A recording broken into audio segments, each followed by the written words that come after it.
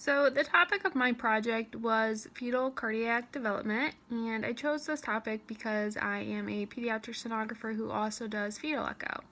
I found this topic to be very challenging, which is what I wanted and why I chose such a complex topic. However, I did struggle with finding the required 30 sources because many of the sources that I stumbled upon were very in-depth and very complex.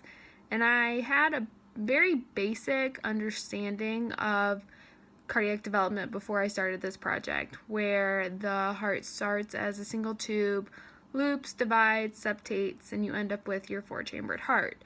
Many of the articles that I came across kind of dove into the biological development of the heart and on a cellular level, and a lot of it was way over my head.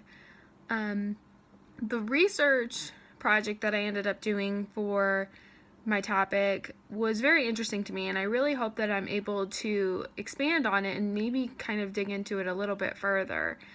The interview that I did with a pediatric cardiologist that I work with was also very interesting, and it helped me to better understand where cardiologists come from when they're making their decisions with patients who have complex congenital heart disease.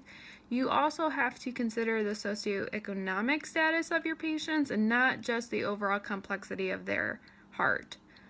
Overall, I'm very glad that I chose this topic. I now have a much greater understanding as to how congenital heart defects form, and I think that this is going to make me a much better sonographer when I'm trying to figure out a first-time congenital complex patient.